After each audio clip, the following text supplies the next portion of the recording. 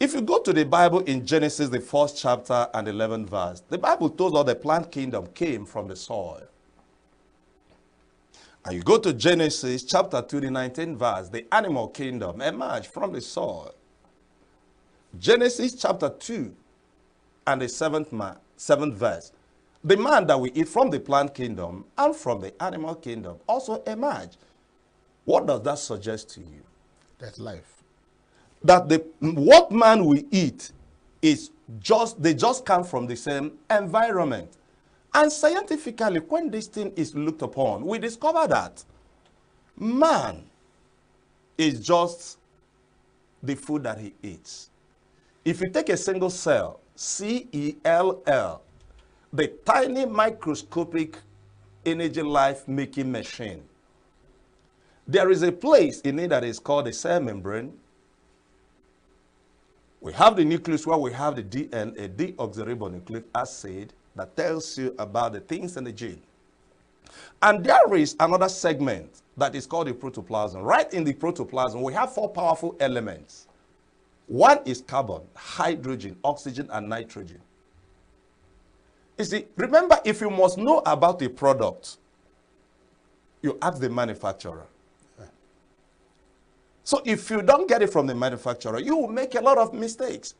Now, God, who knew that we are coming here, he understands the food that we eat. Number one, that will not be harmful, that will not distort the function of the organs, and we only deliver nutrients for ourselves to regenerate, repair itself. You know what he did? God now commanded us, say, carbon, go into the atmosphere. Hydrogen, go into the atmosphere. Oxygen, go into the atmosphere. Sun, begin to heat the plant. Through the process of photosynthesis, carbon, hydrogen, and oxygen come together. They become what is called carbohydrate. So God kept your food that will give you energy in the plant.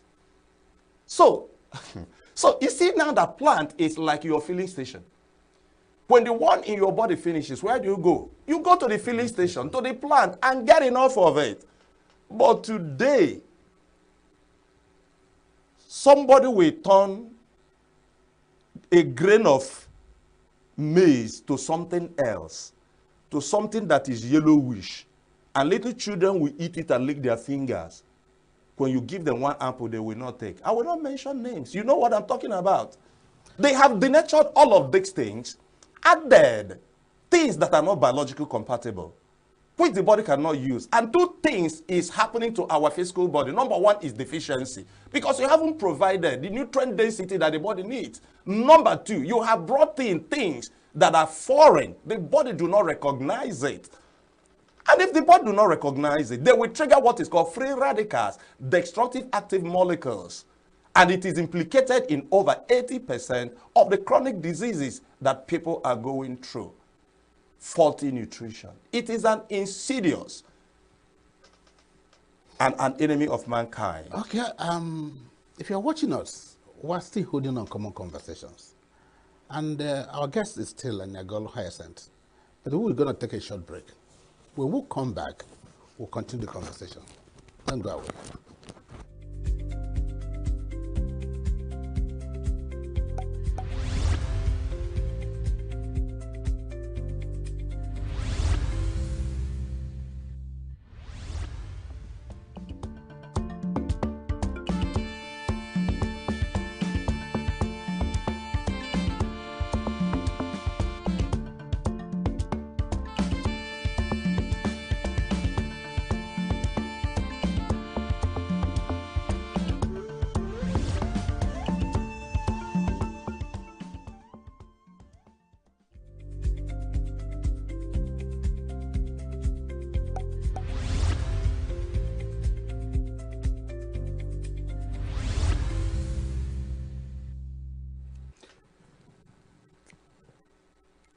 You are still watching on Common Conversations, and we're still reaching you from our ENUGU studios. This is Signature Television.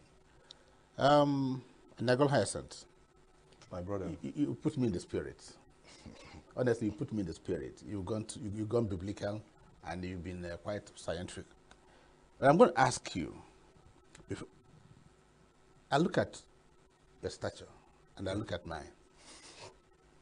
And for one moment, I imagine I want to come close to what you look like. Mm-hmm.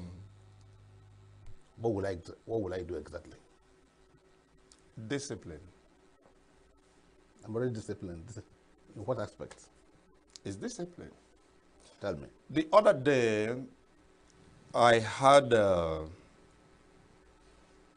patient come visit me in my office here in ENUGU, in our school, where we train people, families come, families that are predisposed to conditions like diabetes.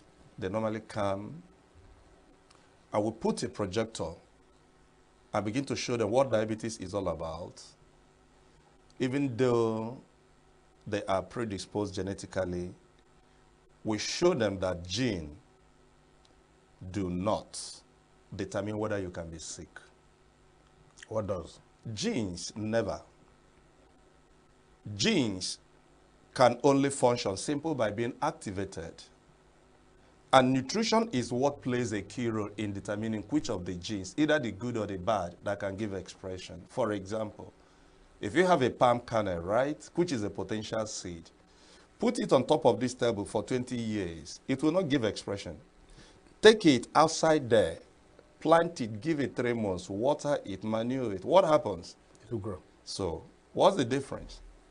Because of environment. It takes discipline to create a healthy environment. So what you eat is very, very important. So when the young man stepped in, I told him, you'll be fine. He was even thinking he's somebody that poisons and all of that. I said, keep that aside. Let's deal with what we are seeing. We will get to that one later on. So I sat in them, I said, if you will ever practice what I'm going to teach you, you will infallibly recover. He said, what? I say infallibly. Write it down somewhere. Because it is lifestyle related. It is not an inheritance. It is lifestyle related. Okay. And I told him, beginning from now, this is your regimen. Stay on this.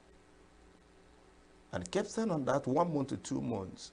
In fact, the result was awesome. Quite a good number of families with conditions that have defiled, so many things they have done, start coming. And when we change your thinking about eating, we have helped you 50%. You need discipline to implement it. So if I tell you what I do, that as I wake up in the morning, as I pray, I just want to see your daily diet, what it looks like. As I pray, I wake up, I try to dress bed. You know, the culture of waking up and dressing bed is gradually going. Yeah, but that is the very first. It's almost gone. Yeah, but that is the very first exercise you do. Because God even said, using Apostle Paul talking to Timothy,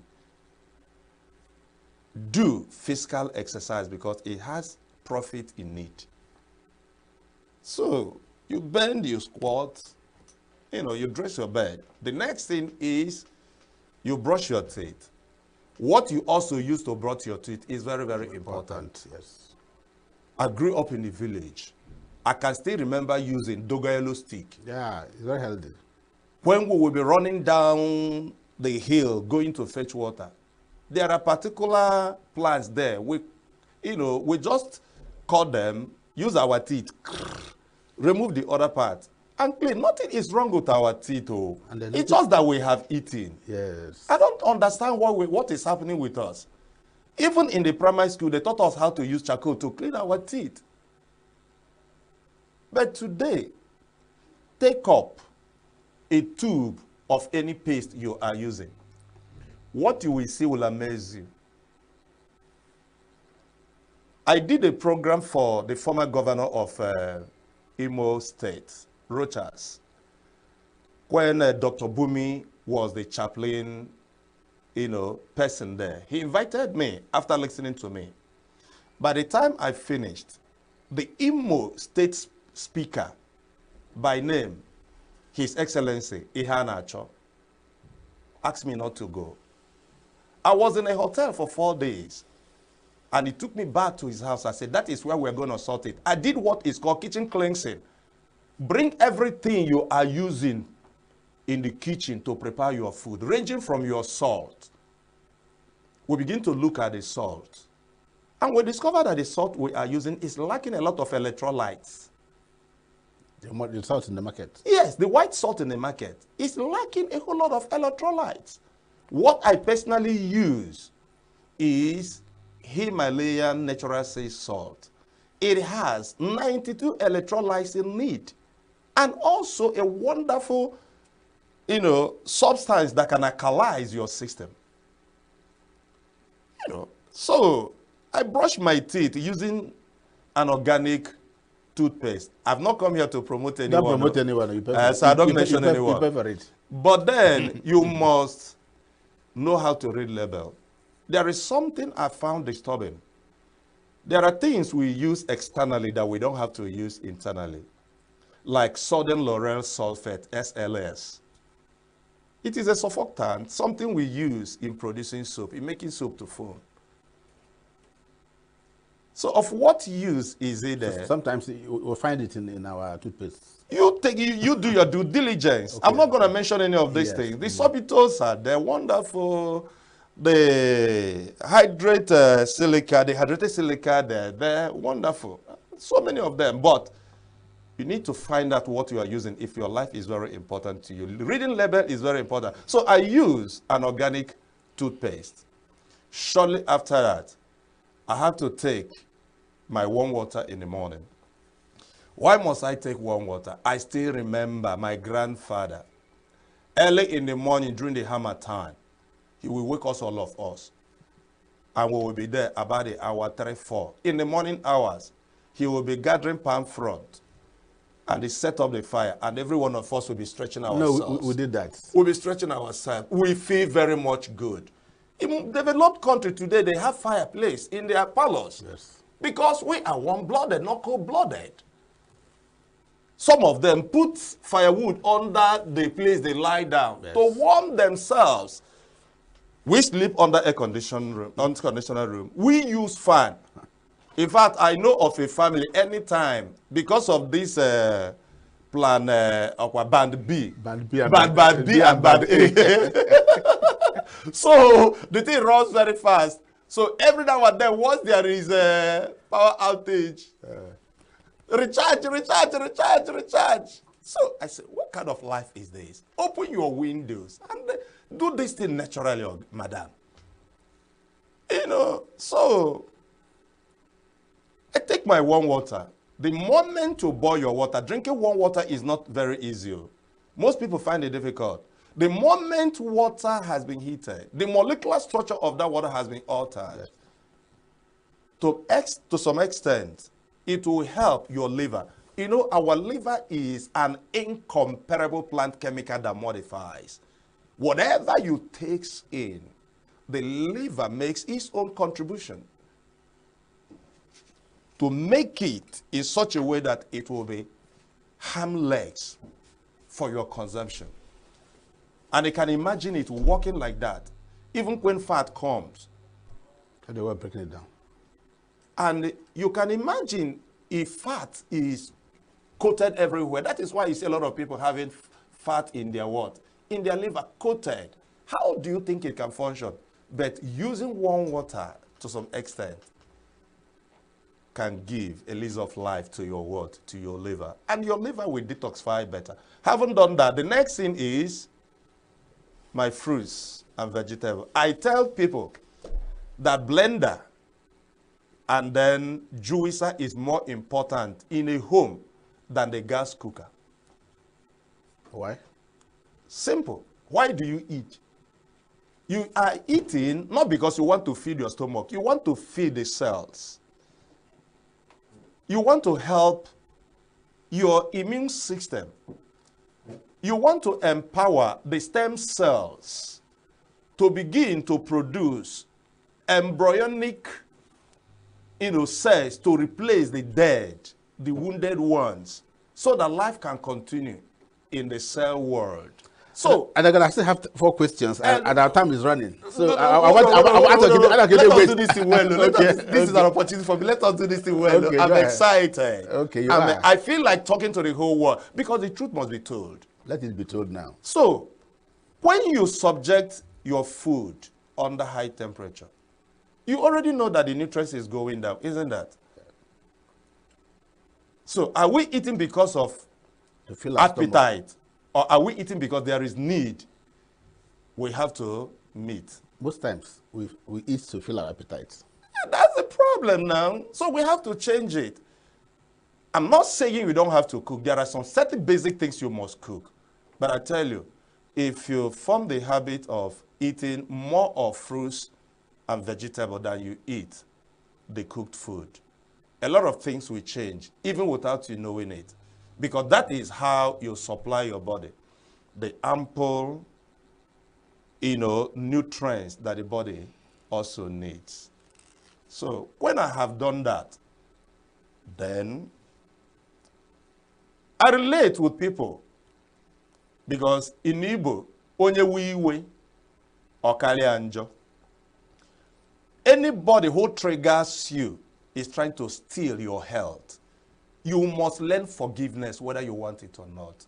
Forgiveness is a virtue that God gave to us to begin our relationship again, to bring back our health status again.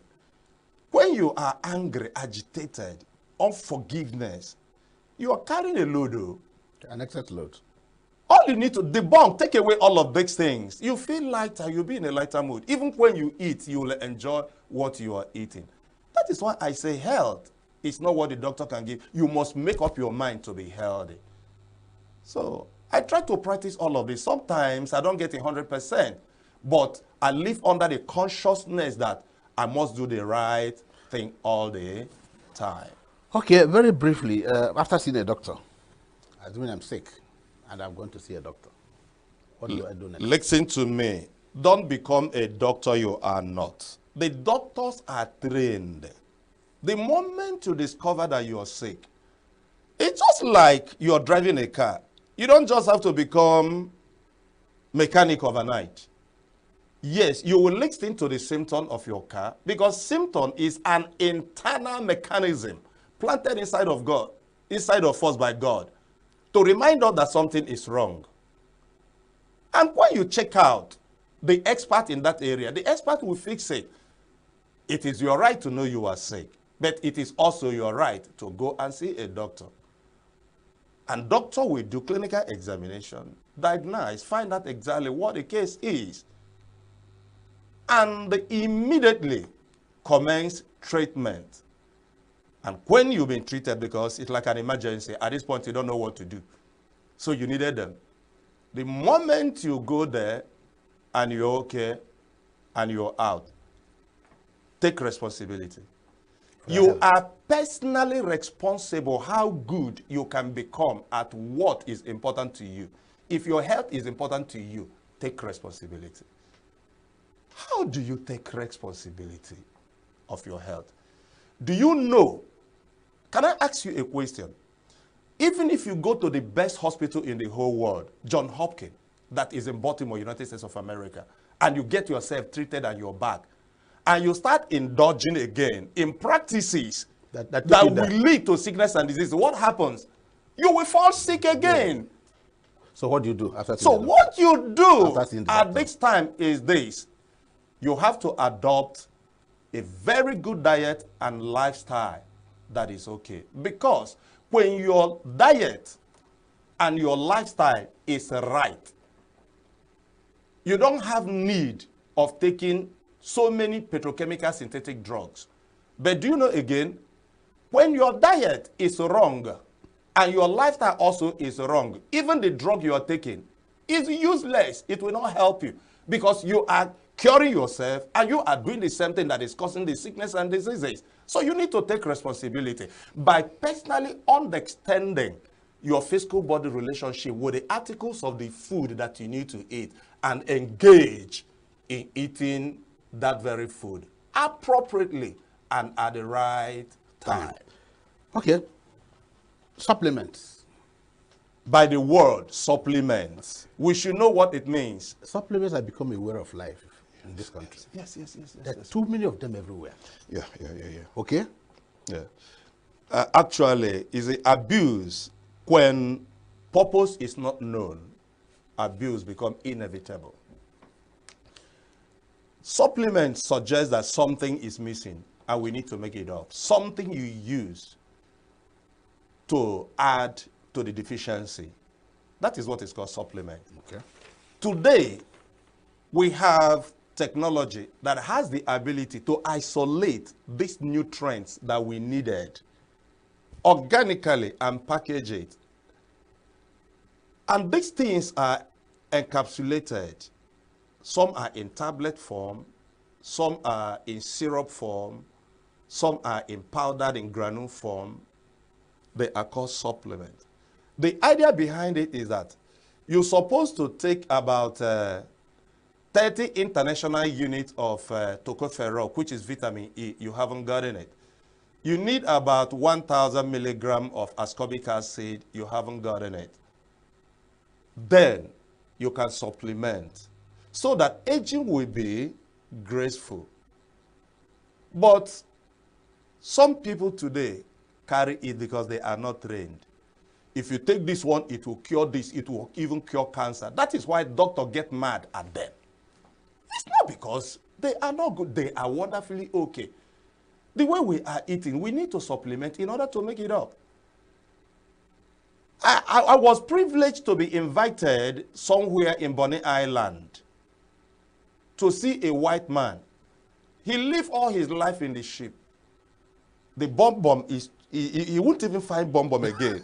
But the stomach is very big. I tried his pains everywhere. The only way I can help is to engage what I call masticator. There is a machine that is called masticator. It will preserve the enzyme, the biological catalysts that facilitate the biochemical reaction when it comes. And then add up, supplement to it in the area of his need. Amazingly, this man gradually returning back. Supplement is an integral part of how we can recover and stay healthy. There are families that are privileged to have people abroad. Yeah. And over time, you see them sending this thing. But the people that are bringing it to, they don't know what is it. They dump it. Okay. Because they are not trained. But gradually, people are beginning to know that supplementation is part of recovery and staying healthy. If you come to me, I will consider your sex, I will consider your age, I will consider your blood group and your gender, and recommend for you something that is beautiful and awesome. In fact, right as it is now, on my hand, I have what is called double stem cell stimulator. What does it do? Stem cell. Stem cell is the new biology. Stem cell is, I call it a recovery of life or longevity cell. This stem cell is not specific to any of our system. It doesn't know the cell that is in the nervous system. It doesn't know the cell that is in the cardiovascular, the gastrointestinal, the urinary genital, the musculoskeletal. It doesn't respect it. The job is, if you trigger it, it will produce embryonic cells, looking for where there is damaged cell and replace it. That is how I reverse diabetes. That is how I reverse high blood pressure. And so many other, lifestyle-related cases. I use stem cell to do all of this. Very fast one, because our time is actually galloping. Yeah. It's galloping. Yeah. Now, a lot of people have watched you. Yeah. Our audience. Yeah. They'll be wondering, for all you've said, yeah, what's the way forward? For me, I've said this, I want to look as thin the as way I am. Yes, I want to cut myself to what you have. So I want to get off this chubby part of me. I thank God. Okay. you feel like breakdancing. So what's the way out and the way forward? Way forward is this. Very briefly. Number one, health education is very important. Alongside with medication. Where can we get the health education? That is why I am running a program. Is this the university? It's not that university. Like in Enugu, if you are within Enugu, there is a place in Enugu that is called C2C Plaza, Block E20. C2C Plaza, Block E20. That is where we do training. And we are doing it free of charge for now, because this is an in thing. People that are predisposed genetically to diabetes, you come, we show you a way out. People that are having high blood pressure, be it primary or be it secondary, be it the ones that are caused by underlying factors.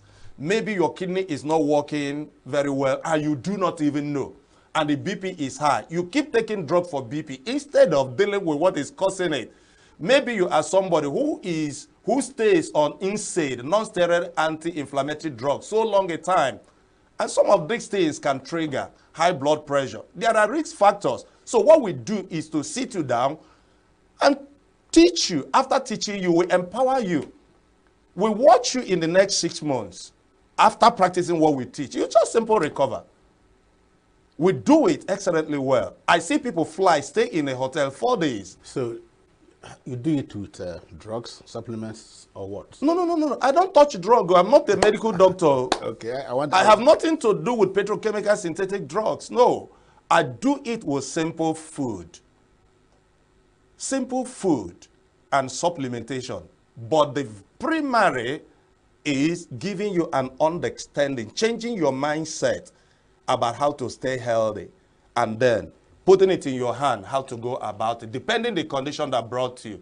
There is no health challenge you cannot walk out from if you are disciplined enough. There is no health challenge You cannot walk out from if you are disciplined enough. I want to pause you there and I want to stop you there. Yeah. Because that's the take home. Good.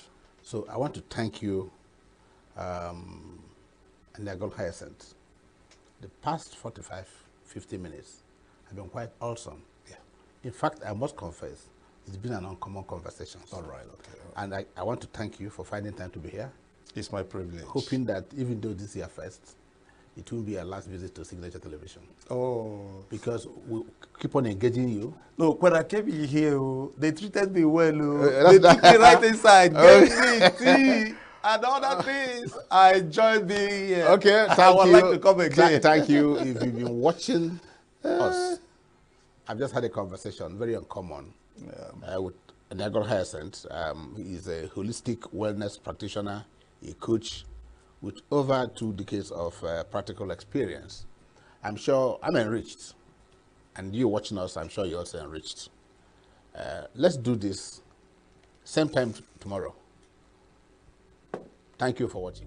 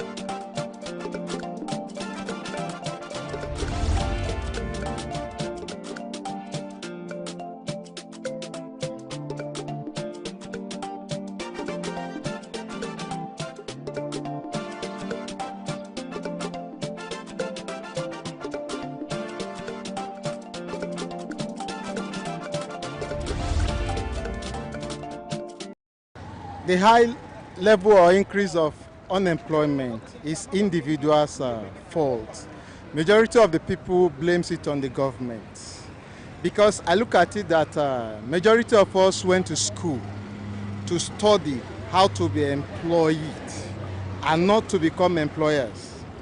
You understand what I'm saying now?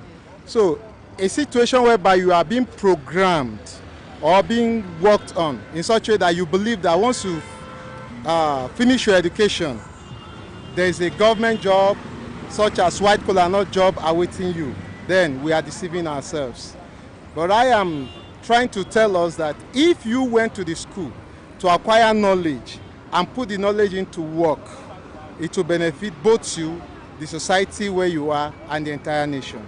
The high level of unemployment in Nigeria is alarming. Like, it's mind-blowing. It keeps getting worse by the day. Like, people are getting unemployed on a daily basis. You see students graduating from school, like no work, no job. So I won't say it's anybody's fault. Individuals have to put in effort to mitigate it. Then government, it is their duty to make sure that there is a way that students or graduates should be employed. And I think the ways to mitigate it or to make it a bit easy for everybody is to encourage entrepreneurship. Encourage entrepreneurship is very, very important. It's very, very necessary for people to be equipped to have what to do, a kind of handwork, anything that will make someone to be engaged in order to earn money for him or herself.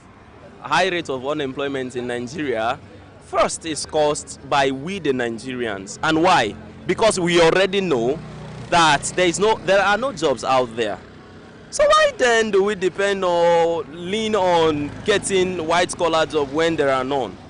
The federal government is not doing anything to help us and to to give us something meaningful.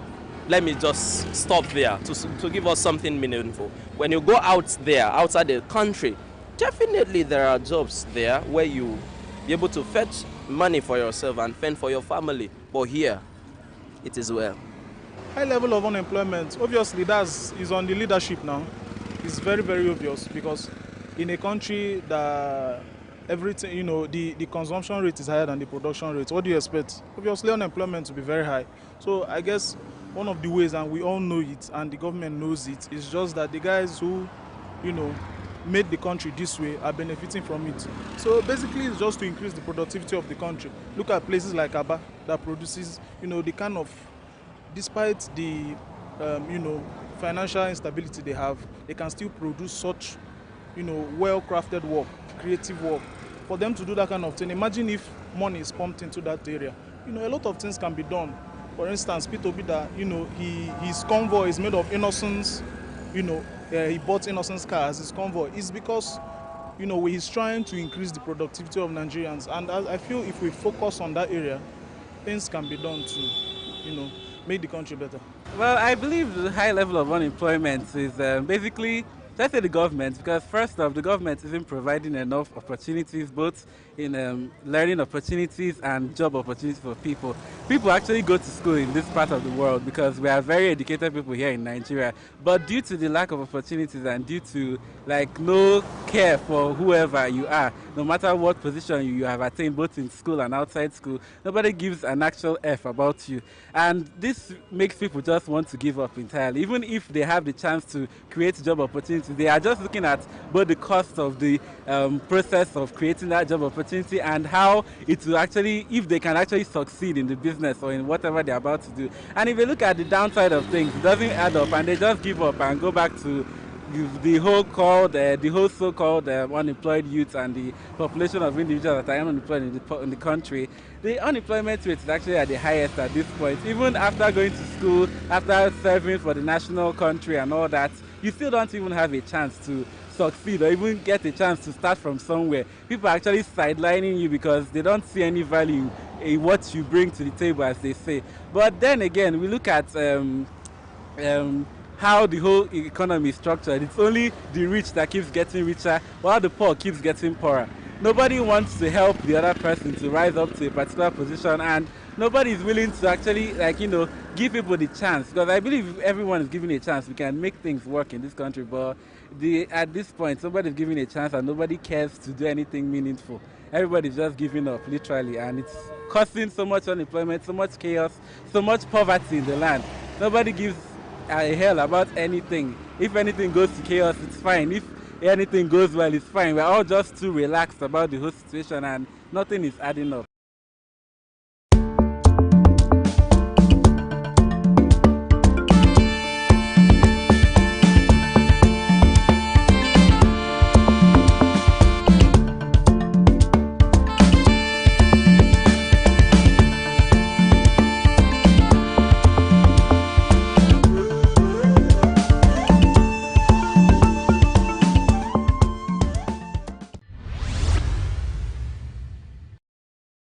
The future belongs to whoever can see possibilities before they become real. If you can see possibilities in things, and I saw a lot of possibilities, I could see what the Akwa Ibom need at the time. And thank God, at least 90% of the cases, I was right. The direction in which I took Akwa Ibom is the direction they are still following today.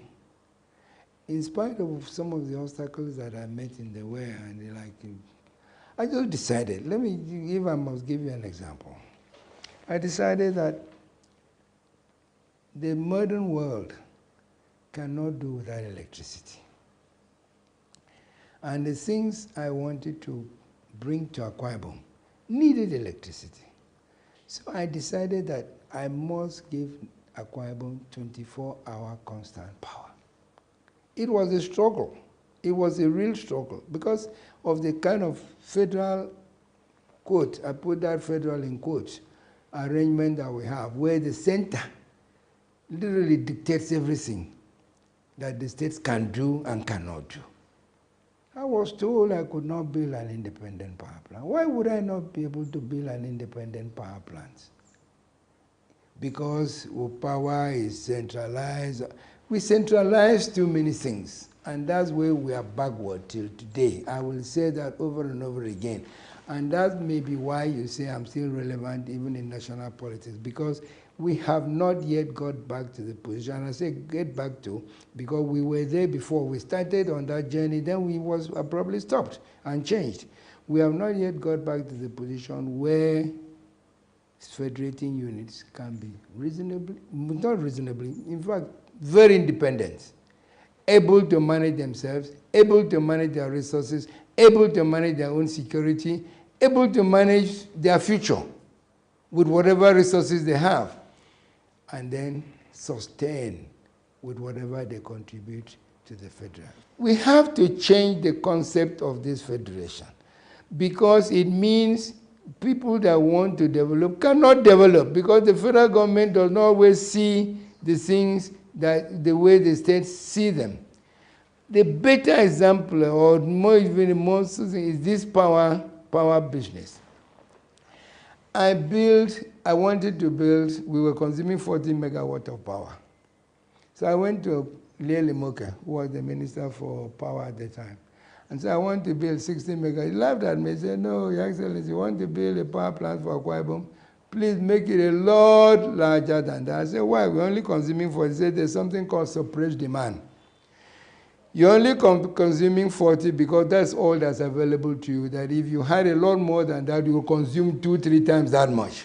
So in the end, I took his advice. I built a power plant of 191 megawatt capacity. And the federal government looked at me and literally laughed, because immediately I finished that, they brought a law to say if you generate, you cannot distribute. I'm convinced, as I speak to you, that if I was allowed to go ahead and distribute that power and boast that Akwa Ibom is the first state in this country to give 24-hour constant power to every corner of the state. Believe me, there will be electricity all over Nigeria now, because every state will have tried to imitate it.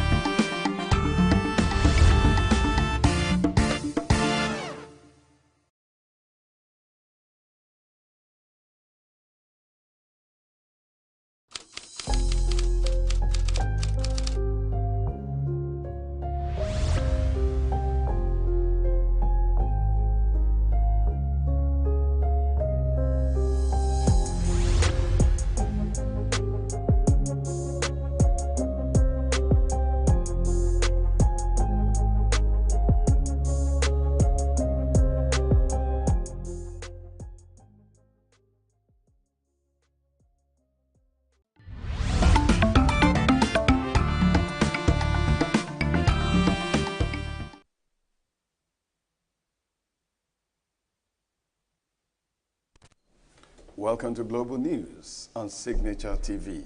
I'm Vin Martin Obiora Ilo. In the headlines, Israel hits back at Iran with strikes on military targets.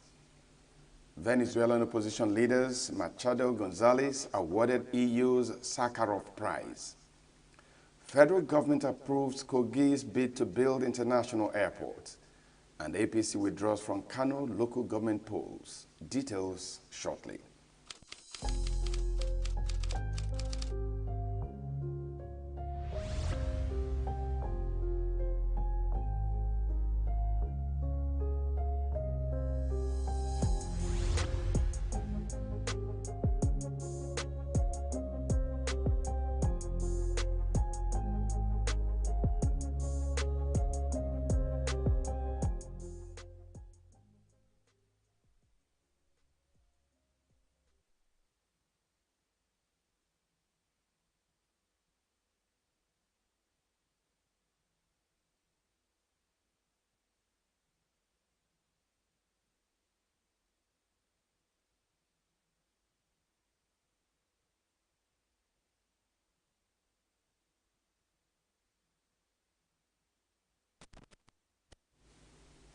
Early Saturday, the Israeli military announced that it had carried out strikes on strategic assets deep within Iranian territory and that the operation was over. It released a statement saying the IDF completed precise and targeted strikes against military targets in a number of areas in Iran. Our planes have safely returned home. The strike was conducted in response to the attacks by the Iranian regime against the State of Israel and its citizens in recent months. The retaliatory strike has been completed and the mission was fulfilled, the Israeli statement said. It said that Israeli aircraft working from intelligence reports struck missiles manufacturing facilities used to produce the missiles that Iran fired at the State of Israel over the last year. These missiles posed a direct and immediate threat to the citizens of the State of Israel. At the same time, the military said it hit surface-to-air missile arrays and additional Iranian aerial capabilities.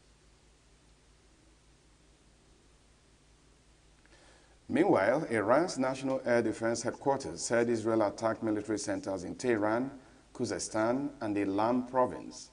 It said the integrated air defense system successfully tracked and countered this aggressive action, though limited damage was caused to some locations, and the dimensions of this incident are currently under investigation. In his first reaction, a senior Biden administration official said that Israeli strikes on military sites in Iran appear to have been a targeted and proportional response to Tehran's earlier attacks with low risk of civilian harm. Should Iran choose to respond, we are fully prepared to defend Israel and support Israel, and there will be consequences should Iran make the unfortunate decision, said the U.S. official. But as far as we are concerned, this direct exchange, this should be the end of it. The official said the United States is aware of the specific targets in Iran, but declined to comment beyond that they were of military nature. We do have multiple channels with Iran, direct and indirect, said the U.S. official, would try to avoid any sense of miscommunication, and they know exactly what our position is on multiple issues, including the dangers and risks of their course of conduct.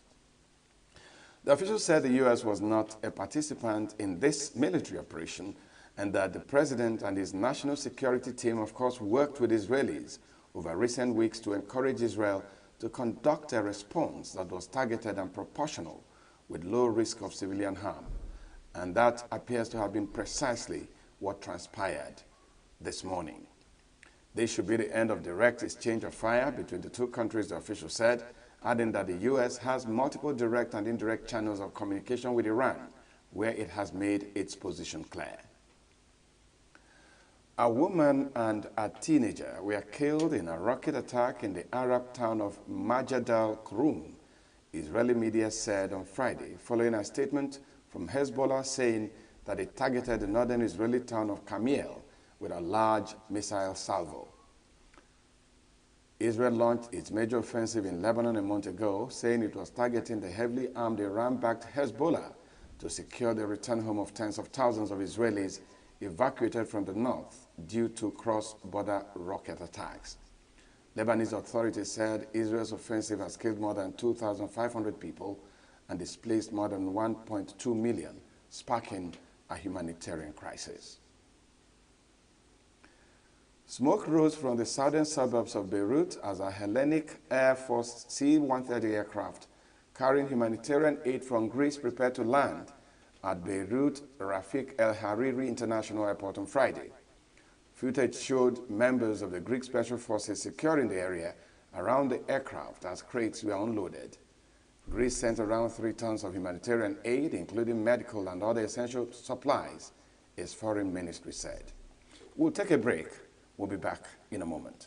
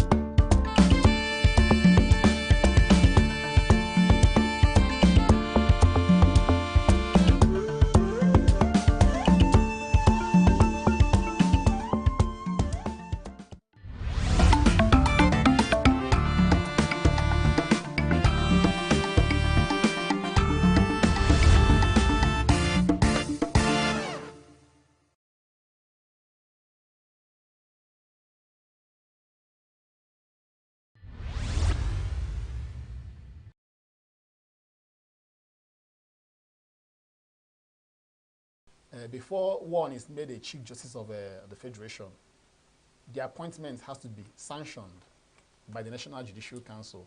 And for that to be done, the person has to be deemed to be qualified to occupy that position. For instance, there is a particular number of years, because in as much as it is conventional for the Chief Justice of the Federation to be appointed from the serving Justice of the Supreme Court, there is no law that also prohibits the president from even going outside the confines of the Justice of the Supreme Court to appoint a practicing lawyer. For instance, a practicing lawyer who has practiced law for at least up to 10 years in the country is also qualified to be a judge, in which case the president can go outside, you know, the shores of the already existing Justice of the Supreme Court.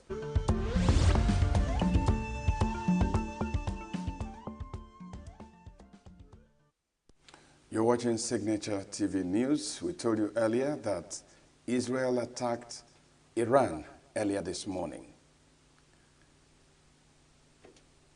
The Israel Defense Forces is conducting precise strikes on military targets in Iran.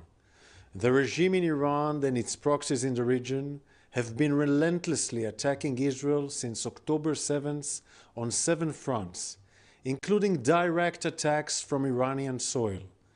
Like every other sovereign country in the world, the State of Israel has the right and the duty to respond. Our defensive and offensive capabilities are fully mobilized. We will do whatever necessary to defend the State of Israel and the people of Israel. Iran and the United States have reacted to the development.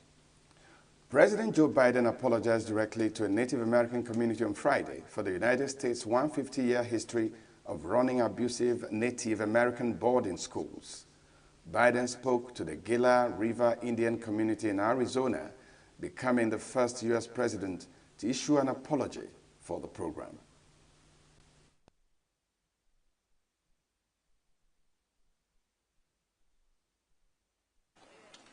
I have a solemn responsibility to be the first president to formally apologize to the Native peoples, Native Americans, Native Hawaiians, Native Alaskans, and federal Indian boarding schools. It's long, long, long overdue. Quite frankly, there's no excuse that this apology took 50 years to make. The federal Indian boarding school policy, the pain it has caused, will always be a significant mark of shame, a blot on American history. For too long, this all happened with virtually no public attention, not written about in our history books. For those who went through this period, it was too painful to speak of. For a nation, it was too shameful to acknowledge. But just because history is silent doesn't mean it didn't take place. It did take place. This, to me... From 1819 through the 1970s, the United States implemented policies establishing and supporting hundreds of American Indian boarding schools across the nation.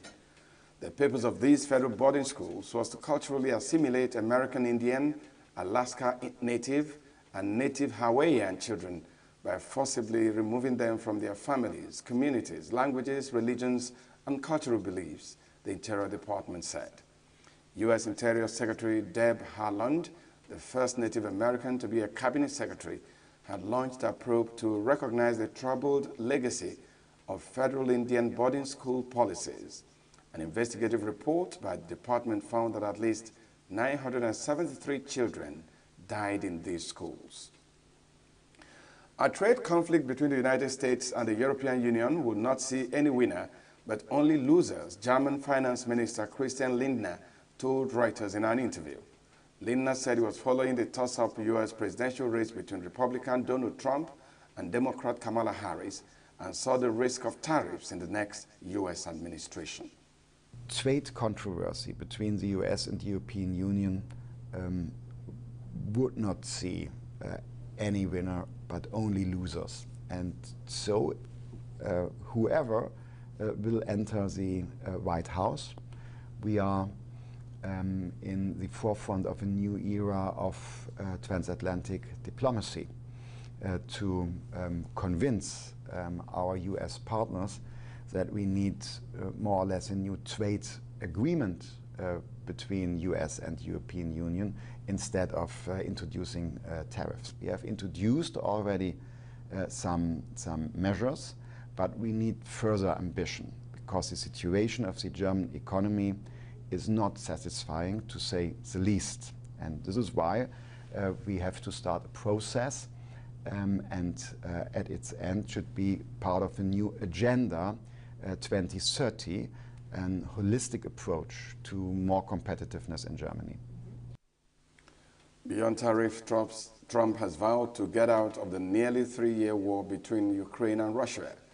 That threat helped to motivate the current U.S. administration of Democratic Joe Biden to finalize its $20 billion portion of a long-awaited $50 billion loan to Ukraine, backed by frozen Russian assets. The U.S. announced on Wednesday plans to start making funds available by year-end for economic and military aid. This will be placed alongside a separate $20 billion European Union commitment and a $10 billion to be split by G7 allies between Britain, Japan, and Canada. The European Parliament on Thursday handed its annual Sakharov Prize for Freedom of Thought to Venezuelan opposition leaders Maria Corina Machado and Edmundo Gonzalez for representing the people of Venezuela's fight to restore freedom and democracy. European Parliament President Roberta Metsola said Edmundo and Maria have continued to fight for the free, fair, and peaceful transition of power and have fearlessly upheld those values that millions of Venezuelans and the EU Parliament hold so dear: justice, democracy, and the rule of law. Leader of the democratic forces in Venezuela and President-elect Edmundo González Urrutia, representing all Venezuelans inside and outside the country, fighting to restore freedom and democracy in the face of injustice. Edmundo and Maria have continued to fight for the free, fair and peaceful transition of power and have fearlessly upheld those values that millions of Venezuelans and this Parliament hold so dear: justice, democracy and the rule of law. This Parliament stands with the people of Venezuela and with Maria and Edmundo in their struggle for the democratic future of their country. This award is for them. The Sakharov Prize was launched in 1988 and is awarded to individuals and organizations defending human rights and democracy. Last year, the Parliament gave the prize to Iranian woman Mahsa Amini, who died in police custody, and the Women Life Freedom Movement in Iran. Defense Minister Yasser Gula said on Thursday that Turkey launched fresh airstrikes on Kurdistan Workers' Party PKK militants in Syria and Iraq overnight, hitting 47 targets in response to a gun attack that killed 5 people in Ankara. There has been no claim of responsibility for the attack, during which both militants were killed. Interior Minister Ali Yerlikaya said the male attacker was confirmed to be a PKK member, while the female assailant was not yet identified. Turkish forces struck PKK 29 targets in northern Iraq and 18 in northern Syria. Gula said, adding that several militants were neutralized, a term usually used to mean killed. Turkey regularly targets the PKK in Iraq and Syria with fighter jets and drones, and Tusas is Turkey's largest aerospace manufacturer, producing drones, helicopters, training craft, and developing the country's first indigenous fighter jet, Khan. Security was tightened at Tusas headquarters on Thursday, with security forces searching vehicles and checking people's identities, state-owned Anadolu news agency reported. President Tayyip Erdogan, alongside Russia's Vladimir Putin, at a BRICS conference in the Russian city of Kazan, condemned the attack, as did NATO, the United States, and European Union, which designate the PKK as a terrorist organization. Families and friends of Israeli hostages set up a Kabbalat Shabbat on Friday as they gathered in hope for the safe return of their loved ones. People wore clothes with images of those missing, while friends and family members sang and held prayers in their honor. The surprise attack by Hamas on Israel, with combined gunmen breaching security barriers with a barrage of rockets fired from Gaza, was launched at dawn on October 7, 2023, during Simchat Torah. So far, 117 hostages have returned home alive, including 4 released at the start of the Gaza war. 105, mostly women, children, and foreigners, returned last November during a brief truce with Hamas, and 8 rescued by the military. 37 were brought back dead. That leaves 101 hostages still in Gaza. By Israeli tallies, at least half of whom Israeli authorities believe are still alive. Thousands of demonstrators gathered in Yemen's capital of Sana'a on Friday in a show of support for Palestinians in Gaza and Lebanon's Hezbollah movement. The rally, organized by the Houthis, drew large crowds carrying banners and portraits of killed Hamas and Hezbollah leaders.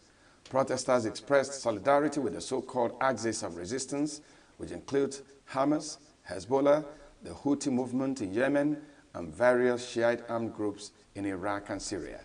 There was a heavy security presence at the rally, with Houthi forces maintaining order as protesters chanted slogans.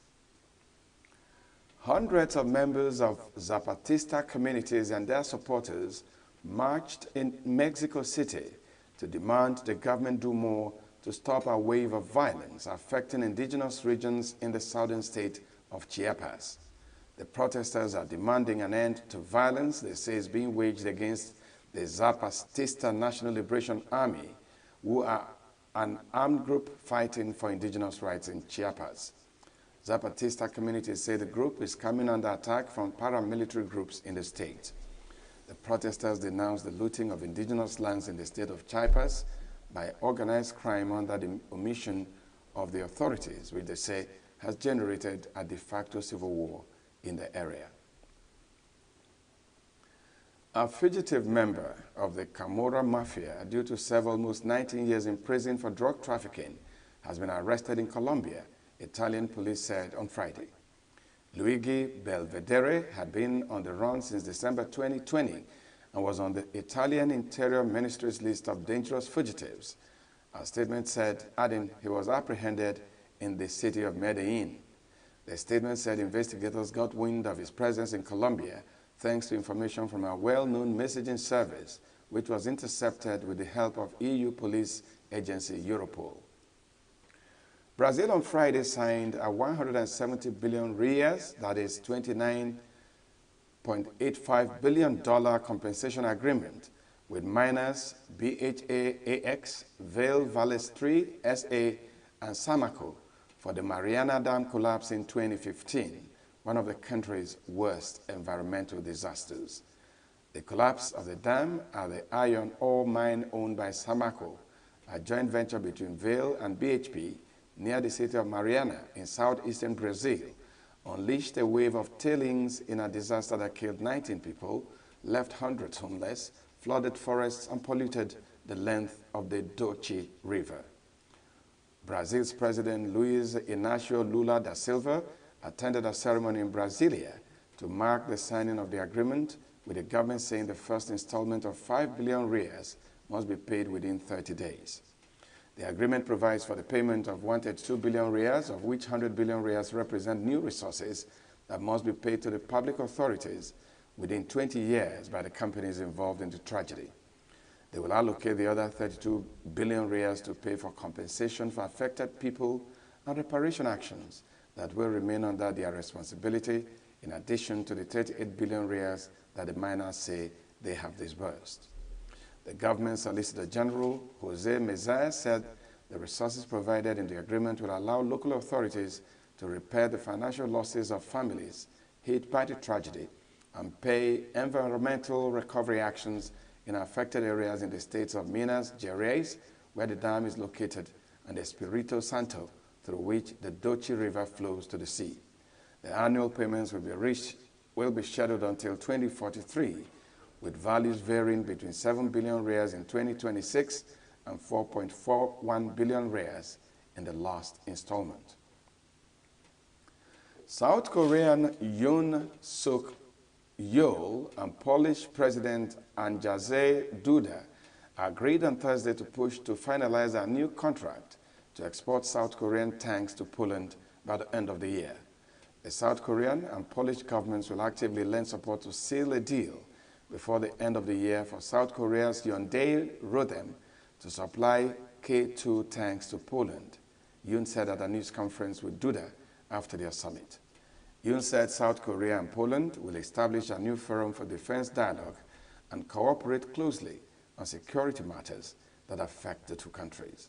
South Korea, an emerging major arms exporter, has signed an estimated $22 billion framework agreement in 2022 to export mechanized howitzers, tanks, and fighter jets as Poland ramps up military spending in response to Russia's invasion of Ukraine.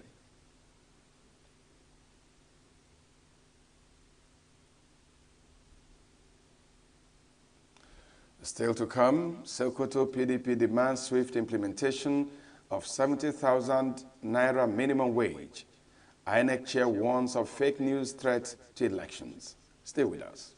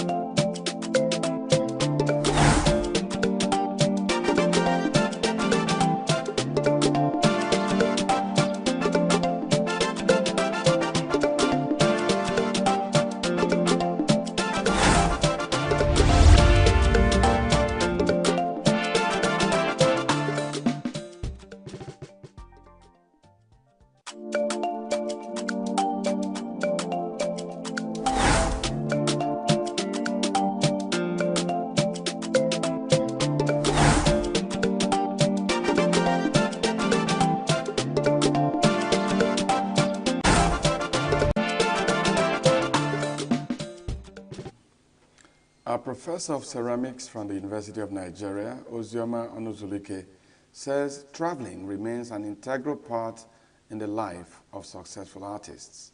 Professor Onuzulike made the observation in a lecture he delivered at the 2024 Life in My City Art Festival at the Institute of Management and Technology, IMT, ENUGU.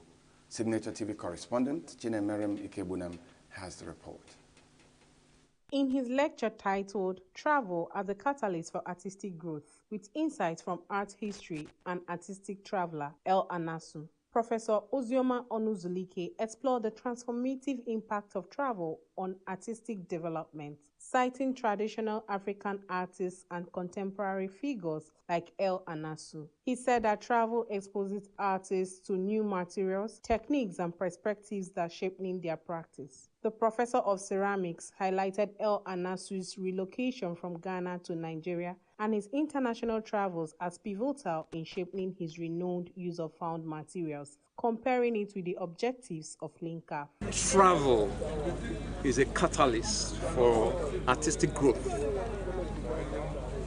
It catalyzes artistic growth because travel comes with exposure, experience, like it will say, the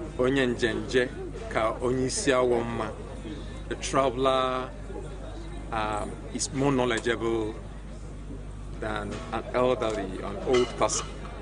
So when people travel within and outside their own vicinity, it broadens their view of the world, broadens their creative reach, broadens their sense of commitment to their work, broadens their exposure to new materials and ideas.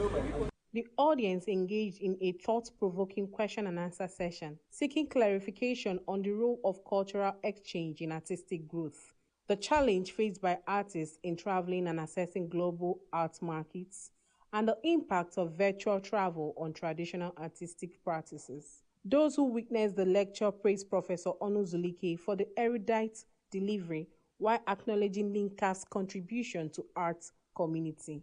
A really, really good opportunity to, considering my university is just like a very small circle of artists. We are not even up to like 200 in the whole of my department.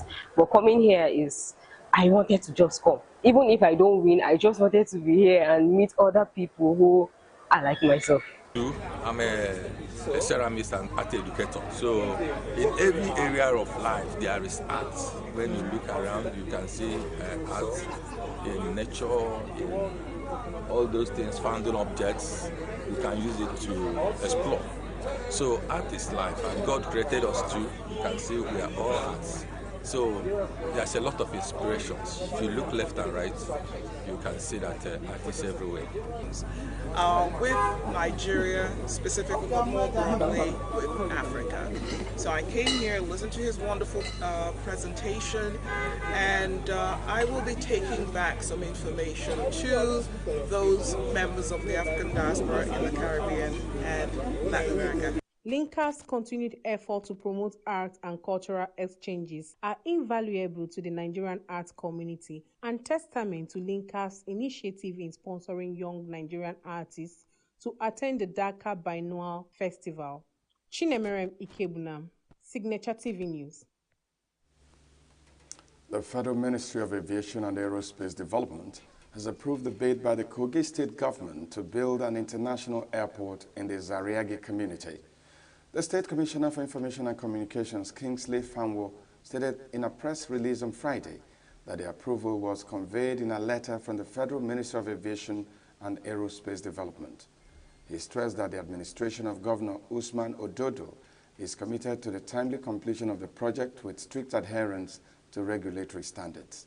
He added that an airport in Kogi State would serve 10 other states and reduce traffic on the Lokoja-Abuja road, as well as decongest the traffic at the international airport in Abuja. Fanwo assured the people of Kogi State that the administration of Alhaji Usman Ododo would continue to execute laudable projects to consolidate the gains of the last 8 years in Kogi State. He therefore thanked President Bola Ahmed Tinubu and the Aviation Minister for the historic approval that will help further develop the state. The Minister of Water Resources and Sanitation, Joseph Utsev, has sent technical experts to evaluate the dams in Imo to create a robust action plan to tackle challenges facing dam construction. The Deputy Director, Technical Division, Head of the Ministry, Abiola Oluwatosin, made this known to newsmen in Owerri on Friday. She said the technical subcommittee inaugurated by Water Resources and Sanitation Minister was in Southeast to critically analyze the structural integrity of dams in Nigeria and equally assess the environmental social impact of dams on the local communities and extended environments, especially on the riparian communities. Oluwatosin added that the essence of the technical subcommittee visit to the dams would be to have a robust action plan that will address flooding, irrigation, power supply, and hydropower development of the country. She stated that Utsev had inaugurated a technical subcommittee comprised of the Office of the National Security Advisor, the Office of the Surveyor General of the Federation, the Nigeria Society of Engineers, the Council for the Regulation of Engineering of Nigeria, and other technical experts with the mandate to undertake a detailed assessment of dams in Nigeria to determine their structural integrity. Health workers under the auspices of Joint Health Sectors Union, JOHESU, and Assembly of Healthcare Professional Associations, AHPA, have declared 7 days nationwide warning strike commencing from midnight of October 25. The national president, Johesu Kabiru Minjiba, disclosed this while addressing newsmen at the end of the union's expanded National Executive Council NEC in Abuja on Friday. Minijiba regretted that the unions were yet to get any positive response from the federal government on some of the critical issues raised in spite of repeated assurances during meetings with the relevant ministries, departments, and agencies. He said that if by the end of the 7 days warning strike, the federal government fails to meet their demands, Joheso had no other option than to embark on an indefinite strike action. The unions had earlier issued a 15-day ultimatum to the federal government on October 10, 2024, to address the issues or risk total shutdown of its operations in hospitals nationwide. The workers were demanding the immediate implementation of CONHES adjustment, immediate payment of 25% CONHES review arrears, and immediate payment of 9 months January to September 2024 salary to workers of regulatory agencies. Other demands are the immediate restoration of funding to Environmental Health Regulatory Council, immediate reconstitution of boards, governing councils of federal health institutions. They are also demanding the commencement of the process for upward review of retirement age of health workers through Federal Ministry of Health and Social Welfare to the Federal Executive Council. Other issues under contention included tax waiver on healthcare workers, allowances, immediate payment of COVID-19 induced hazard allowances to omitted health workers. They are also demanding immediate suspension of planned establishment and activities of National Health Facility Regulatory Agency. Also, Joheso is demanding the withdrawal of the Unlawful Drug Revolving Fund DRF, Standard Operating Procedures SOP, by the Federal Ministry of Health and Social Welfare, as well as the full implementation of approved entry point, call duty, and other allowances for holders of Doctor of Pharmacy (PharmD). Dr. Cletus Shokok, Plateau State's Commissioner for Health, has said the state had recorded 20 cases of cholera, resulting in 2 fatalities. Shokok on Friday in Jos said the confirmed cases were reported in Palmia Community, Kanam local government area. According to Shokok, 16 individuals have received treatment and been discharged, while the remaining 2 patients are responding to treatment and are expected to be discharged soon. The commissioner said the Ministry of Health had robust epidemiological surveillance systems in place to monitor cholera cases and educate the community on prevention methods. Shokok highlighted that the community relied on only 1 functional well with 2 non-functional boreholes. However, he said the ministry had collaborated with the local government to repair the non-functional solar boreholes. According to him, cholera is an acute diarrheal disease caused by ingesting contaminated food or water with the bacterium Vibrio cholera. Cholera can be prevented with improvements in water and sanitation and hygiene practices. By implementing these measures, the risk of cholera transmission can be significantly reduced. The Nigerian Safety Investigation Bureau, NSIB, says 2 more bodies have been recovered from the Sikorsky S-76 helicopter that crashed in Port Harcourt, the Rivers State capital. 3 persons out of the 8, made up of 6 passengers and 2 crew members, were earlier confirmed dead following the Thursday crash, making it a total of 5. NSIB Director General Alex Bade said there are 3 more bodies yet to be recovered and expressed the hope that they would soon be picked up dead or alive. He said investigators are already at the scene of the accident and that it will take days for the wreckage of the aircraft to be recovered. The helicopter with registration number 5NBQG, operated by East Wind Aviation and engaged by the NNPCL, crashed 1 kilometer away from its destination. The cause of the incident is still unclear, but Bade said there was no light and moderate rain on the arrival, and there was an overcast. Police authorities in Rivers State in a separate report said that all 8 persons aboard the aircraft may have died from the incident. Spokesman of the command said the Marine Division of the Rivers State Police Command is cooperating with other agencies to recover the aircraft and the occupants. The Rivers State government has set up a committee to give a facelift to the old Port Harcourt city center adjoining lands and waterfronts. The job of the committee is to restore the beauty, infrastructure, and plan of the city and environs.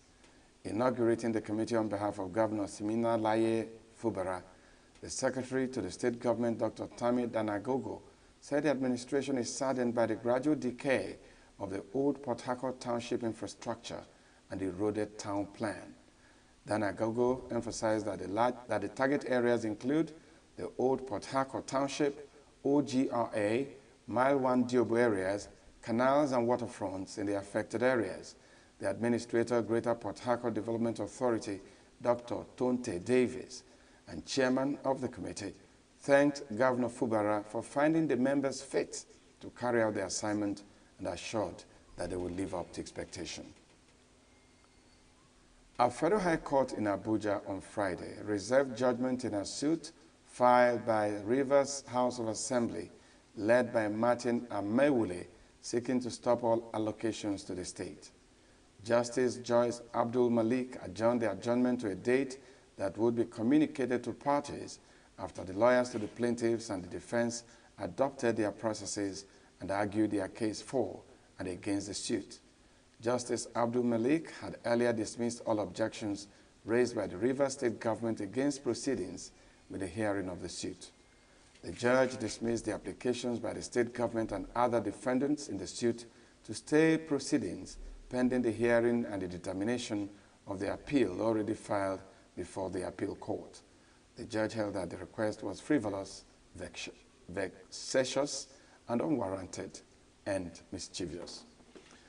Some stakeholders in public and private sector on Thursday in Abuja expressed the opinion that government should be held accountable at federal, state, and local government levels. The summit took place at the Yaradua Center in Abuja.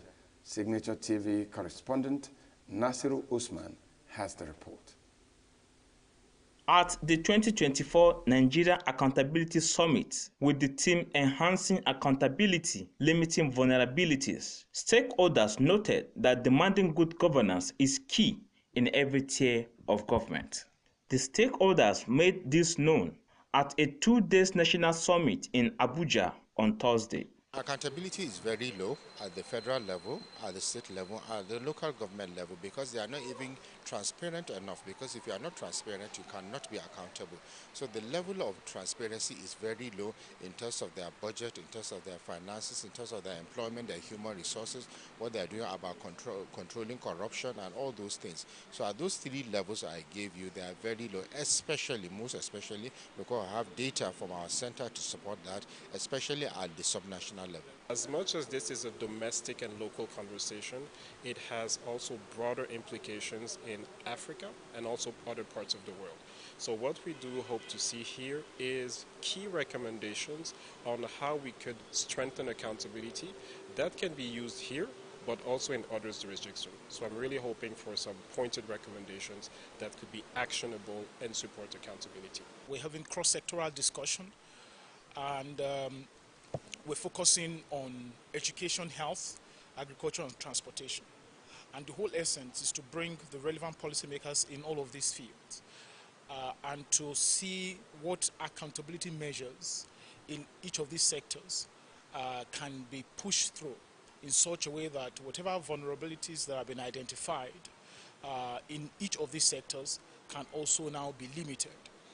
Like I said, there are a number of civil society that have partnered to put this together, and there are a number of policymakers that we're also, engaging in all of. What we hope is that the communique that comes out from here, the policy recommendations that come out from here, we'll be able to pursue it collaboratively with the civil society and the policymakers. I think to an extent I've started holding myself accountable for a lot of things, especially when we talk about corruption.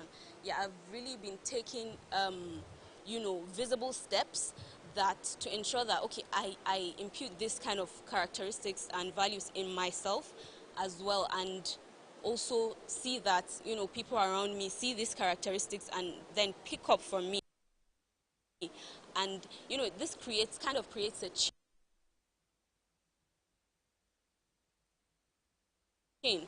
The Commissioner for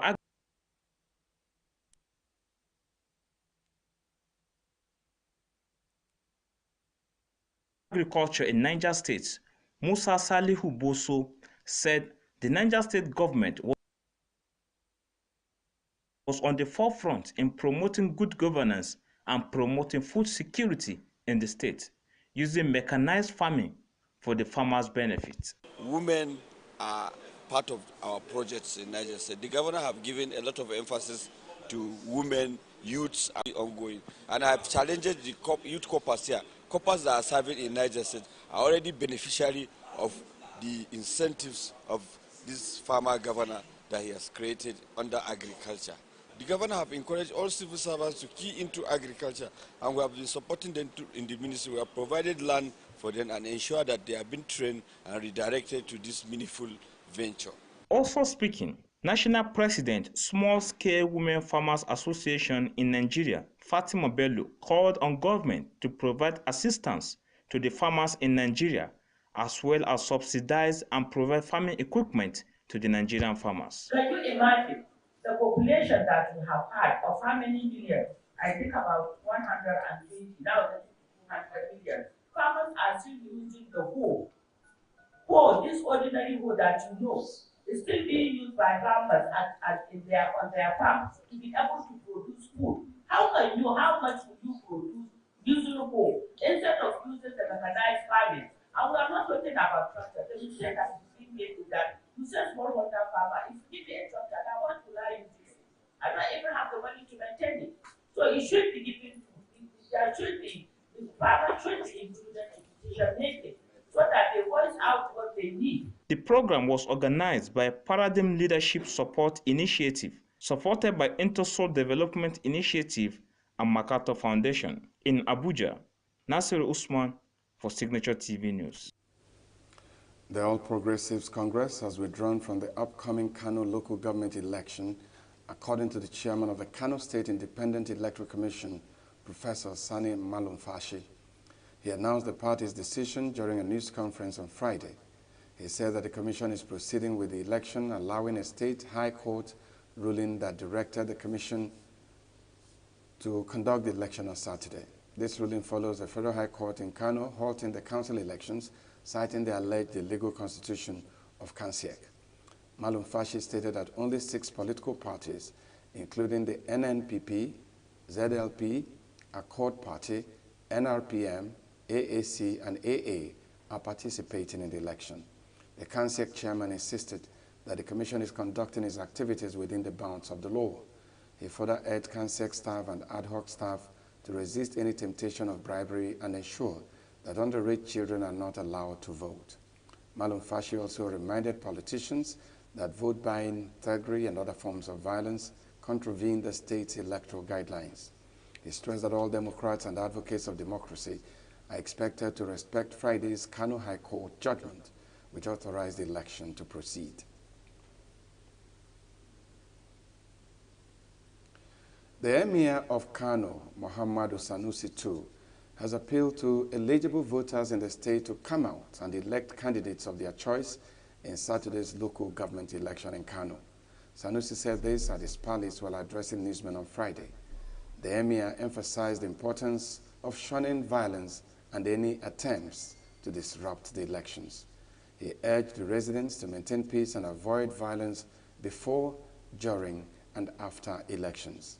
Sanusi appealed to parents to prevent their children from being used as agents of destruction and advised residents to disregard miscreants recruited to cause trouble. He encouraged cooperation with the Kano State Independent Electoral Commission to ensure a smooth electoral process. And that's the news on Signature TV. I'm Vin Martin Obiora Ilo. Thanks for joining us.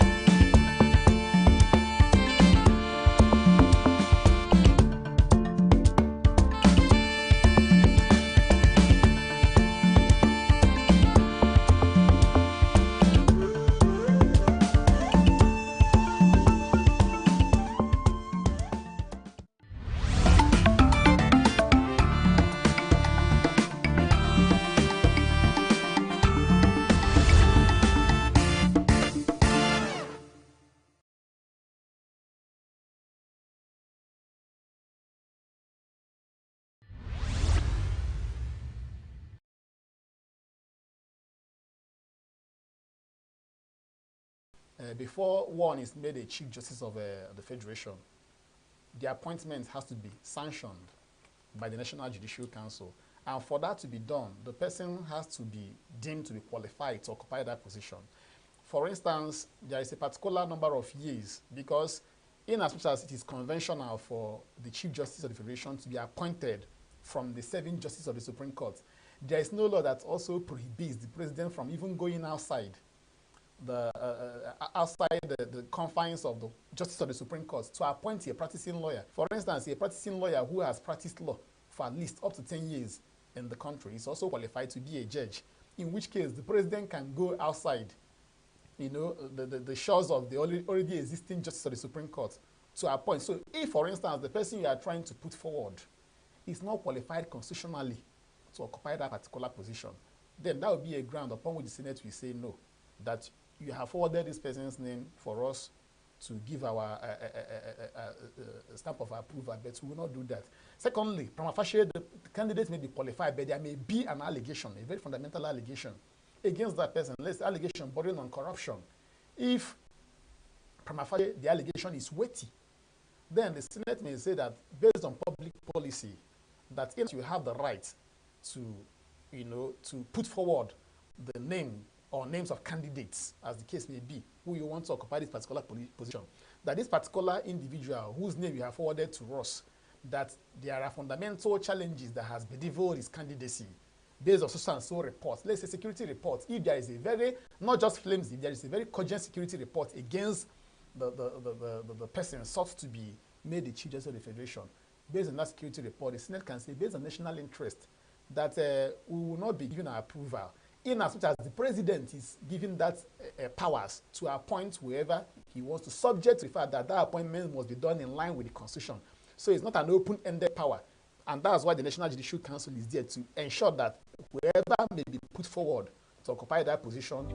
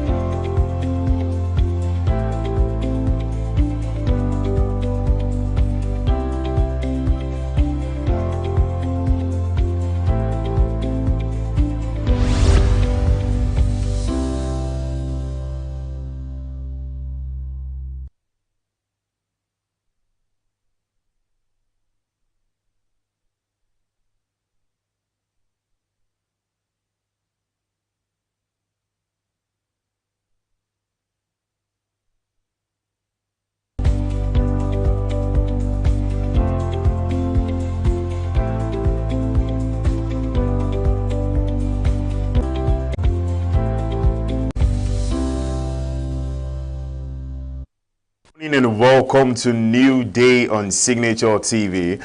It is a beautiful day, of course. You can remember go to all of our social media platforms at Signature TV News to get all the information that is going on today. As well, I'm not going to be doing this alone. My name is Joshua Risogan. In the studio with me, I am Chige Chiagaram, your favorite, as always. Why are you the favorite? I am just the favorite. Blow your own bigo. No. It's not about that. I just want to understand why you are the favorite. I'm just the favorite. I'm not going to have this. I feel so that's what it is. Oh, okay. You know what they say? If you don't blow your trumpet, it gets rusted on you, sir. Word. I have to take things down. Good morning, guys. Well, on an interesting one today, the All Progressive Congress has withdrawn from the upcoming Kano local government election, according to the chairman of the Kano State Independent Electoral Commission, Professor Sani Malufashi. He announced the party's decision during a news conference on Friday. He said that the commission is proceeding with the election following State High Court ruling that directed the commission to conduct the election on Saturday. This ruling follows the Federal High Court in Kano halting the council elections, citing the alleged illegal constitution of Kansek. Malufashi stated that only 6 political parties, including the NNPP, the ZLP, Accord Party, NRPM, AAC, and AA, are participating in the election. The CANSEC chairman insisted that the commission is conducting its activities within the bounds of the law. Well, it's an interesting one. Indeed. What do you think on this before we move on? Oh, as usual, I normally like to sit down and watch how things unfold, especially when it comes to politics in Nigeria. So let's just sit back and watch how things actually unfold. Well, no problem. Coming up next is the newspaper headlines and review. Do stick around.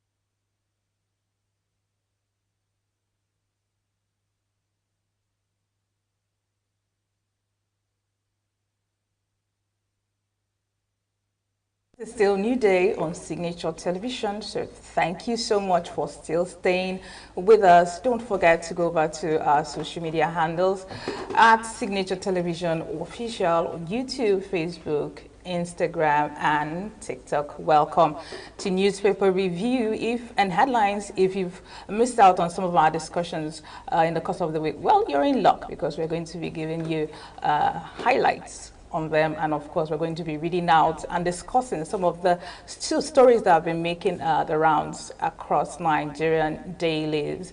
First up, we're moving Vanguard. to the Vanguard. Yes. And just above the mass we have why Nigeria will continue to import petrol coming from investigation. You can find this on the page 8. And still on Vanguard, just above the mast, Falana demands reassignment of Rivers Assembly case to Port Harcourt.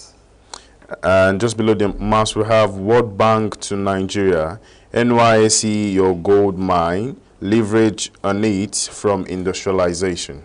And Chuks Iluegbunam to Gowan, only truth shall make Nigeria free. How I was sold into slavery after the gods rejected me for sacrifice. You can find this on the page 15. Igbos easily subdued at home these days on page 12 from Saturday Vanguard with the writer, how viral video from unknown face shot. I'll take that again. How viral video from unknown face shut down Southeast for 2 days. Ondo Guba, Makinde, PDP Southwest leaders harvest the campees from APC, SDP, and others. All right, and finally, on the Saturday Vanguard, 8.6 million Lagos residents hypertensive, 3.5 million obese coming from the government, found on page 6 of the Saturday Vanguard. And moving over to the Saturday Punch, just below the mast, we have crashed helicopter, Nama enlists Cameroon, others over missing bodies, victims unveiled, with the riders, families, friends mourn deceased NNPC workers. And for important stories, just beside the Saturday Punch mast, spin doctors, entertainers who have perfected art of marketing. Losing 2015 election, tough moment in my life coming for Jonathan, from Jonathan, Nigerian stun beggars as biting hunger ravages communities, and helicopter sale reps panel indict ex-aviation minister Sirika. Banditry allegation, how Matawali survived cabinet reshuffle. And finally, on the Saturday Punch, we have marketers imported 42 million litre petrol set to arrive. And on Weekend Trust, just below the mast, how traders' invasion obstructs learning at 84-year-old school on page 16. What Tinubu must do to fix failing policies, coming from Bala Mohammed. And with the riders, why not's problem have been complex. I pitied Wike after Atiku's snob, but we've parted ways. President, FCT minister behind PDP crisis. Amazing. I'm still undecided about 2027 presidency. Why you say why the pause here? It's as if it was something you wanted to say and someone has actually come out to say it for you. And I'm going to wait for that person to continue that conversation today. Absolutely. So Kano to go ahead with local government poll today on page 29 and then on page 43. We didn't ask Tinubu to remove subsidy from PMS coming from IMF. Interesting. Interesting headlines today. Tinubu, Akpabio, Abbas, Barrow, Atiku, governors attend Senator Gojei's daughter's wedding. And finally, on the Weekend Trusts, I don't own a house in Abuja, coming from former FCT Minister Muhammad Abagana on page 21. And despite several contract awards, Jos Saminaka Road remains deplorable on page 12. Reforms. This is coming from the Guardian Weekend. Reforms just above the mass. Reforms. World Bank, IMF face backlash amid rising inflation and petrol costs. There you have it again. Yeah. Nigerians are in a haste to reap from Tinubu's economic reforms, from Professor Adeni. Very interesting, but we just want to see. Let's keep that in the freezer. We'll get to it. And you can find this on the page 8 and 9. Fear of implementation as rollout of new basic education curriculum on the way. And finally, on The Guardian, Oralusi commends creation of Regional Development Ministry. And finally, why are they scared of EFCC? Moving over to the Saturday Independent, we have a very disheartening and scary one here. We have how core member mysteriously disappeared in Rivers. With the rider, police intensify search, question suspects. And two other news stories just above the Saturday Independent mast. Ruling Osolo family members should demonstrate maturity and allow peace to reign, says Regent. And IPOD members form political wing, seek end to violence on page 5 of the Saturday Independent. And just below the mast, we have new minimum wage. Why many states may not meet October deadline. With the rider, 15 states yet to pay 30,000 naira as at February 2024. Coming from CSO, bureaucracy, lack of structure, delay payment in some states. Coming from federal civil servants. New wage, a tall dream for private sector, coming from industrialists. And finally, we have expert warns of worse spiraling inflation at... The best of me is gone, says Mike Dada at a wife's burial, with a rider Mbudupe was to complete her PhD in 2 months. Coming from AFRMA boss. Well, 8.6 million Lagos residents diagnosed with high blood pressure. 3.5 million with obesity. You can find this on the page 3, and this is coming from the Health Commissioner with the rider government to conduct free screening for 800,000 people. And finally, on the Saturday Independent, Timmy Frank condemns scrapping of Niger Delta Ministry and seeks reversal. Moving over to this day, just below the mast, we have Jonathan. Losing 2015 election was an emotional moment, with the rider says he felt as if the whole world was against him. And above this day mast, weakening purchasing power pushes preference for second-hand goods, with riders. Nigeria's high out-of-school children worries World Bank. IMF says reforms causing hardship, but necessary for sustainable growth. Yeah, I'm not going to comment on this yet. So federal government launches Export Skills Acquisition Center to boost non-oil exports. And finally, on this day, Dangote Refinery ships first petrol cargo by sea to Lagos. Moving over to the Saturday Tribune, just below the mass, local government election, battle of courts in Kano, where the Rider State High Court gives go-ahead for today's poll. APC kicks, police vow to enforce peace. And above the Saturday Tribune mass, Olubadan raises alarm over increasing number of Almajiri out-of-school children found on page 2. And Tinubu cannot pauperize or take all the taxes and still not be responsible for anything. This is coming from Adebayo, an ex-SDP presidential candidate, found on page 13 of the Saturday Tribune. And hardship on page 8. Kwashoko back in Nigeria. Experts raise alarm. Okay, still on the Saturday Tribune, Yoruba Group asks Obasanjo to support Tinubu with a rider. Nigerian president has no plan, says ex-president. All right.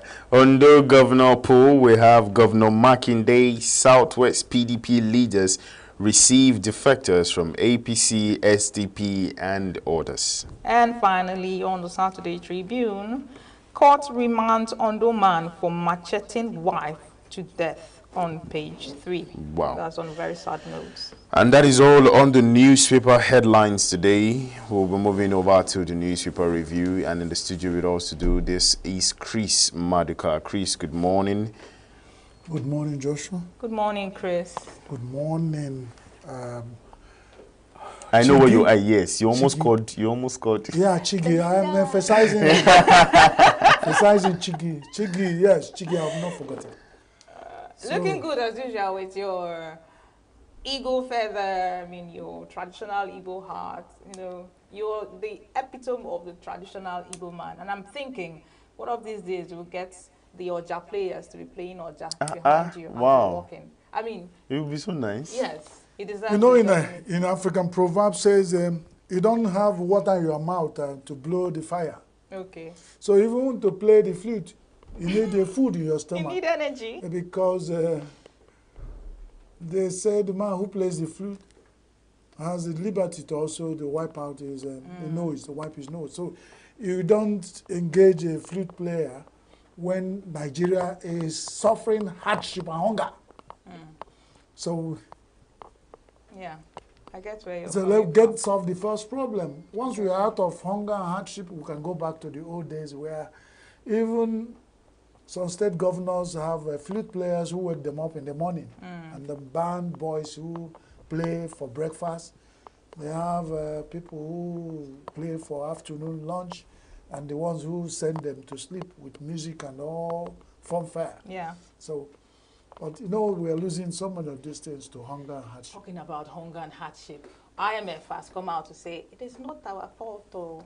The harsh economy and economic policies is not our fault. Joshua, if you could help me find out the national daily that we don't know. What are your faults? So whose fault? Now, exactly you know why I'm laughing? We said, once you have agreed to befriend a woman who has broken back, you will share with the responsibility of carrying her up and down.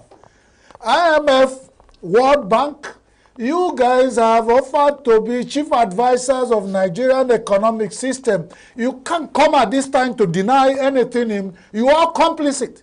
As far as I'm concerned, you give advice with one mouth, you take 1 million with your... I don't understand. When it's getting bad, you tell us so. But it's very clear, the government have one way or the other said, they're following you. And you've come out to tell us our president's policy will mature in 15 years. I mean, if you don't know about this, if you don't know about the plan, what do you know? If you know the plan, you know when it will mature. So what have you advised? Let them come out and tell us what they have advised. Take it on the one side, what you have advised Nigerian government to do, minus it from what you didn't advise them. Put it in the public domain. Let's know what to think. So on this, today you hear this, that we will not remove them from the being complicit of Nigerian situation. In addition to that, you're talking about the advice that they have actually put out and the ones that they didn't, having a balance. Look at what Saturday Vanguard carried. Saturday Vanguard says, World Bank to Nigeria, and I'm thinking this is an advice again, an economic-related advice. Says, NYSC, your gold mine, leverage on it for industrialization. We have said that on this desk several times. If you remember, there was a morning I was saying, what, on the average, a typical Nigerian university churns out every season. Let's be an average. A typical Nigerian churn out 5,000 graduates. Ties it by number of universities. Federal, and these some states, because of security, they go to some states, but these are young, virile Nigerians with energy, ideas. You put them together, all you teach them is attention, stand still, correction, and then you set them to go. When they started the experiment of NYC farms, go between ENUGU and Abakaliki, it's a massive land where NYC were planting rice. NYC. It's no more. So they depend, you see, when we say, I don't know what do we have in our brains. We still need World Bank and IMF to tell us this. This is low-hanging fruits. Young Nigerians, even when we are talking here, say, do not even bother to send them anywhere. Put them in one place. Make it comfortable. Pay them allowance every 1 year. They pass through there. They produce agbado. They produce ewa. All this. And then which other one? And we have it in abundance. But Chris, what you just explained now, lofty, beautiful. Are we sure this is exactly the same line, the same thought line that the IMF and the World Bank? Whichever way we are talking about, if you think along their line. A gold mine, they have not explained to us exactly what they mean. When somebody say you have gold mine, start with the low-hanging one and get to. Because most of them, when you have put Nigerian graduates of this caliber together, let them feel free to come up with ideas. Among them, they will develop even ITs. Some will write programs that will, things that will change Nigerian agricultural system. I'm just saying, I love what you're saying, and I get it. I'm just saying, is the World Bank really for us? Are they saying all this because they love us? Or there is a little bit of an opportunity for them? Nobody loves you more than there was a guy who said that a guy has a face only his mother can love. If somebody has that face. Nigerians, we have a face only Nigerians can like. There's no free meal. Why are we at this age, 64 years, looking for who will advise us and who will love us? At 64 years, we have not realized that nobody, there is nothing we do for our girlfriend's son to call us Papa. If we have not realized that now, when are we going to realize that? That's why we go cap in hand and they will mess us up. Whoever goes a book, goes a soup. Who goes borrowing, goes a sorrowing. And God has blessed this nation with abundant, fertile land, massive. And we have these young people, they come around, some of them, they post them to some secondary schools and primary schools that don't have roof. You want these young people to stay there, waste away. Some of them will beg them to be rejected so that they go back to their father's house. How can Nigerian parents, after some 6 years course, some 4 years course, some 5 years course, you finish, you go for NYC, and you still see your son back in. There's a news story. There's a news story that says how corps member mysteriously disappeared in Rivers. Now, we know Rivers for setting fire. We have people who fire crackers there. But this is the first time we're hearing of Rivers with this kind of story. We've had it some other places, but Rivers people should take note about this. And we urge the government of Rivers State, as it is, to get to the root of it. It takes 1 million men and women to build reputation. But it takes one little foolish effort to destroy it. Beyond all we know Rivers State for, we don't know them with this kind of thing, that the youth corps will be missing. There are things that can happen here, but youth corps has been free to move around Rivers State. If there are other things they do, that's by the way. I'm saying this is new on Rivers State. And we advise that the government of Rivers State will take care of this. Otherwise, when we're working in development sector, there are states in Nigeria they have where the way they rate their security. That the ones that have A, B, C, the ones that are 0, the red lines. To send development workers to those states, it's with a lot of cost for the development, and because they do a lot of security issues. River State fell on B, second level. It has some security, but that's about development workers and all. It has not gotten to the A.